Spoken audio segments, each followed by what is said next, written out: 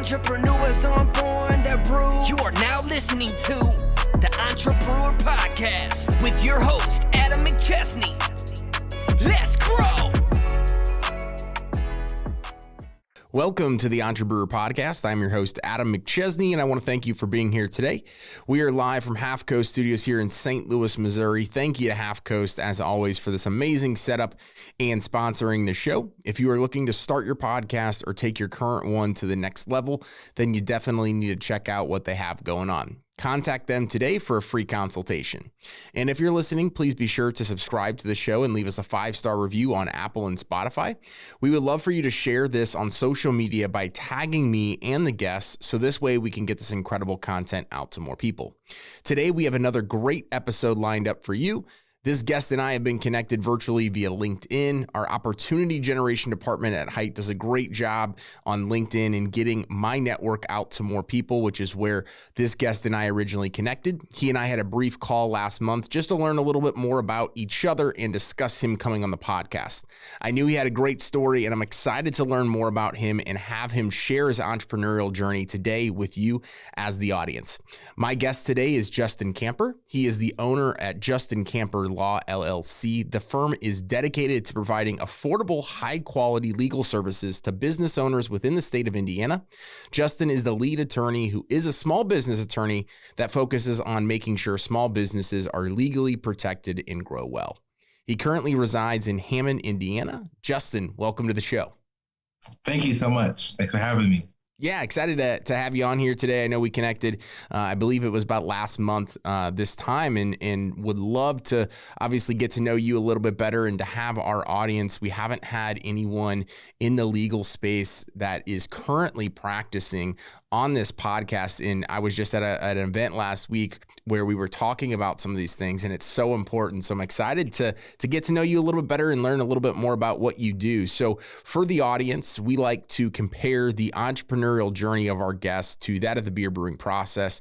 And we came up with the name Entrebrewer. So we like to go through a series and an outline for the show, starting with the history. Obviously, with great beer, every beer has a reason behind why it's getting brewed. So Justin, if you can fill us in, starting with where things are at right now in the firm, on what it is that you all do, who you service, and then work your way back to obviously where you're at right now. Yeah. So, thank you so much for the introduction as well. I'm really glad to be here. Yeah. So my firm is a small business legal services law firm. We're based out of Northwest Indiana, which is like the edge of Illinois and Indiana. So we're called Chicagoland area. And so I focus on small business legal services. I started off with just doing, trademarks and copyrights, things like that. And then I got caught up into a litigation case. I was an up-and-coming attorney, and it was an appeals, and I just decided to take it, and I ended up winning. And it was a great exposure for the law firm. And so, right now we're full service. Anything you need as far as legal services goes within the state of Indiana, from starting your business to, fighting for your business in court. And we even get into actually selling, and, if you want to sell or buy a business, we help people with that process as well. That's amazing. So obviously it sounds like something that a lot of entrepreneurs go through, where you start out in one aspect of business and then the market actually dictates other opportunities for you. So walk us through kind of that process. Obviously it sounds like you were pulled into a situation that created more opportunities, but what was that like for you, being able to pivot and cater to your clients and be able to offer more services? Yeah, it was definitely tough. It was not easy. I wanted to, when I started my law firm, I wanted to be simple. I wanted to choose something that I felt like I was good at. I felt like I was really giving people advice. And I had a lot of friends and just people in general who were reaching out to me to start LLCs, to help with some basic, legal services, contracts, and trademarks. So I was like, okay, great. I want to do that. But when this guy called me, he called me persistently. It was almost like every month, because nobody would take his case. And because he was fighting the city. We were actually fighting up against the city. in Indiana. It was actually against the Gary Housing Authority in the state of Indiana. And nobody wanted to go up against the government, whether it was because they had ties to the government or because they just they want the smoke, And I was an up and coming attorney. I'm like, you know what? Listen, I need this client. Business was slow, and the guy was so persistent because he couldn't find anybody. And I just took the case, and it was tough. I mean, it was a lot of stuff. I had to ask for some help. I had some law students help me with some research. It was tough. I spent, I want to say, probably like 2 weeks. I mean, I worked on it for months, but I spent like 2 weeks where that was like my 9 to 5. I worked on it from day to night. It was with the Court of Appeals. That was something totally new for me. And so months later, when it came back that we won, I was like ecstatic, and it began to circulate. Oh, hey, you want to fight against the city? Call Justin. That's awesome. Yeah, I'm sure that created a lot of buzz. And obviously, as we like to talk about in the digital marketing space, you can't replace the word of mouth, the referrals. Your best customers are always going to come from people that refer you, that have had experience and can show that. So I love hearing that. I'm sure we'll get into kind of that transition and the evolution of your firm here in a little bit, but walk us through what you were doing before you opened up your practice. Yes, I worked at a couple different law firms. I actually was a prosecutor. I was a prosecutor in Lake County. I said Crown Point, Indiana, still Northwest Indiana. And so I had a long journey. And I always, from before law school, I always knew I wanted to be a lawyer. That was always my goal. It wasn't always my goal to be a law firm owner. It was actually my goal to be, work for a nonprofit government organization. That was my goal for the longest of time. And then when I worked for a nonprofit or in a government organization, I didn't like it as much. And then my goal shifted to, well, hey, maybe I should work for a small law firm. And I worked for a small firm and I didn't like it as much. And then it kind of landed me to where I felt like I was actually forced to start my own business. I was working for a small law firm. I was bringing in customers, and the customers I was bringing was actually paying me because the guy that I was working with didn't really want to pay me much. So I was like, I might as well just start my own thing and getting paid directly than working with you. And it was really almost like a temporary thing. I was like, well, I'm gonna start my law firm temporarily just to kind of keep things going. And then eventually hopefully I'll find this dream job that I really want. And then I got caught up into cases and I started enjoying it. I'm kind of an entrepreneur at heart. I didn't know it at the time, but that's how I kind of got caught up into starting my own business. Love it. Yeah, I think a lot of us entrepreneurs, we end up, I'm in a pretty similar boat to where I didn't know what I wanted to do or how I was going to do it. I knew that I had a skill set of digital marketing and I was tired of working for someone else. Similar to what you're saying is like, if you're the one that is in charge of bringing in all that business and your livelihood revives around that, why would you not just go create your own thing? And so I think a lot of us entrepreneurs obviously have that in common. So appreciate you getting into that. And we'll dive into it a little bit more here, starting out with the ingredients. So obviously with great beer, they come from great ingredients. So in your entrepreneurial journey thus far, what are 3 things that have made you successful? Man, I would say definitely persistence. I'm sure everybody says that on this podcast, but I faced so many different hurdles because, for my business in particular, I have to do the work, right? I have to provide a service. It's not just I'm selling a product, So I had a learning curve, right? I don't have 30 years of experience as an attorney, so I had a huge learning curve. I also don't come from money, so it wasn't like I had a whole lot of money when I started my law firm. And then, of course, just constant obstacles where a judge gets mad at you, or you have a bad client, or you have a slow month, and just constant obstacles. So I would say number 1 is persistence. I would say number 2 is just really having a very clear vision. I knew exactly what I wanted to do, and I think And then granted, it changed. Some things, some parts of it changed, but I knew I kind of had a very solid, when I started, I had a pretty solid vision. I based it off of what I felt my purpose in life was in general.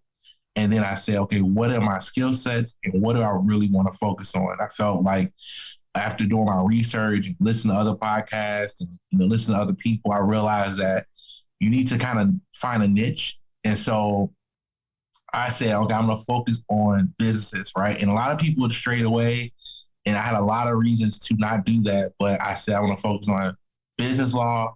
We get good at that, and I'm going to kind of hone in on that. And I did do some areas of law that are not business, but my main focus has been business. And I think that was a good call on my end. It really brought in customers, not even from Indiana, but from all across the country. And I had to turn away the case. I couldn't take it. But it was like, oh man, you're the only person I saw that was like small business lawyer. Like you speak so much to what we're trying to do, but I couldn't take their case because I'm not in their state. And I guess number 3 would be, I would say just, really finding a niche. I think not being too distracted. I still kind of struggle with this because I like, I should join, I do this, I should do that. I think really honing in on, one thing or really focusing and then kind of expanding as you go is the way to go. I don't think people try to start off doing everything. It's just, I never see them, at the heights of their success. I feel like they're always drained, overwhelmed. There's like a limit to, like a ceiling to how far they grow. But the people that start out small, they become experts at what they're good at, at the thing that they're focusing on, and they build and they add on later, they seem to be doing really great.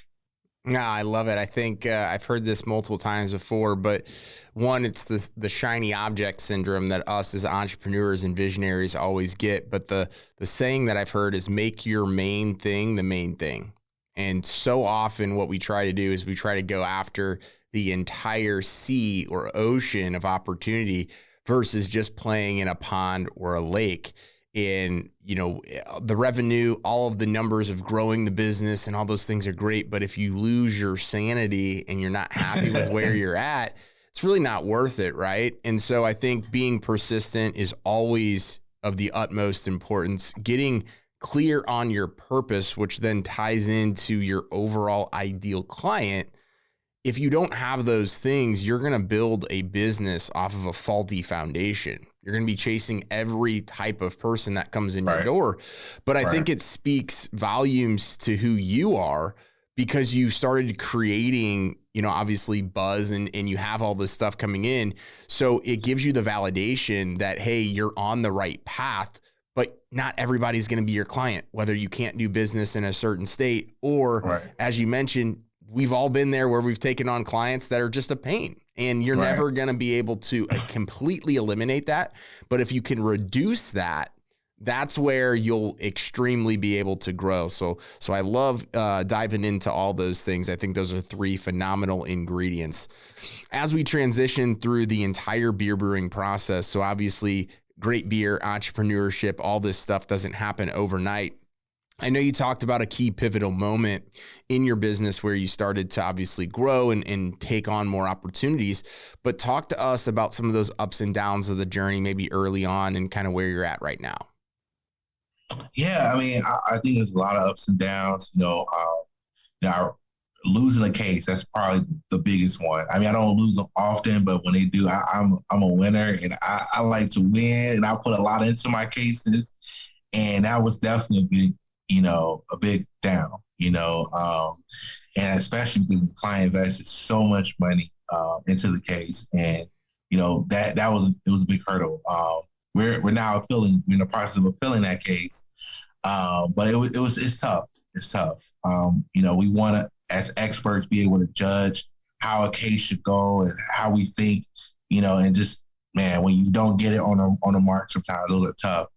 I would say also just, I would say, I'm trying to think of a good story or a good scenario, but I mean, it's just so many times where it is a new obstacle comes, right? Where, you have, expenses that raise up, or, someone a staff member that you like They just kind of drop off. Now you got to rehire, blah, blah, blah. Just so many different obstacles. I would say probably my biggest high, though, was when I won my jury trial. And that was like, such a huge thing for us because I felt like the other side was being so unfair. The judge was being unfair. It was revolving around a dog. And some people, I don't know if you're a dog person or not, but some people are super sensitive about dogs. And, I feel like the judge had a bias. The opposing counsel had a bias. And, it was really hard. It was really hard trying to judge that. But really, at the end, being able to make those closing arguments and win that case for that guy. I mean, he was literally in tears, crying, as I was giving my closing argument. And then when he won, it was just like, it was such a big victory. So that was probably my biggest up in my career so far. Amazing. I think kind of to summarize what I heard from what you said is you keep bringing up obstacles, but you're not just bringing up the obstacles, you're also bringing up the solution. And right. The best entrepreneurs are not the ones that just identify the obstacles, but they're the ones that find a solution to the problem. Right. Problems Absolutely. And problem solvers are the ones that make the money. So I can see it and hear it in your voice that like it's not that you love obstacles, but you love what comes out on the other side. Yes. And so that's really cool to hear because I think people get into entrepreneurship for a variety of different reasons, right? And everybody's background and why and purpose is a little bit different. But the ones that stick it out time and time again that can get knocked to the ground and come back up 10 times better are the ones that are like, yes, I don't know what can happen today because you can only control what you can control, but I'm ready. I'm ready for what's going to come across my desk and I'm ready to go find and solve that problem. So I love that. The next thing that we like to get into is the fermentation and conditioning. So within the beer brewing process, this is where, we have a couple of trials of beer and we're waiting to see what the final result tastes like. But we know that there's just a little bit more that needs to be changed in order to make it that much better. So if you had one lesson that you've learned that you would be able to share with an entrepreneur looking to save them years worth of mistakes, what would that lesson be? Ooh, one lesson. Okay. It's a big one. Man, that's really tough. I would say have a great team working with you. I worked with different marketing companies, and some people are just straight scam artists. When you find a good marketing company, keep them. Yeah, amen to that. I would say I spent so much on, scam artists, marketing companies. I spent so much on people. I hired to help me do research, and then they just like, you know what, this is too much. I'm done. But when I found some good people, it's like you're nothing without your team. I'm sure you probably talked about on this podcast like the E-myth, where entrepreneurs feel like I gotta do everything. It's like, no, you do not have to do everything. I'm trying to even expand my horizon, beyond lawyers, right, where I'm actually managing, and you have to get out of yourself. You cannot be the bottleneck of your business, wherever that business is. And so you have to find a good team. I know people say cost, I can say money. That's the biggest ROI for any business, I think, is having a great, solid team to help you from the beginning of your process in there. Man, I couldn't have said it better myself. I've talked about this on other podcasts as well as this one is like our biggest growth of the last year and a half in our business has been from the team. I went from building websites myself and doing all the SEO and doing all the paid ads. Right. And you can only do so much and you can only help your clients so much. Everybody, for me, with my personal brand, people come to us now and they're like, I want to do business with Adam.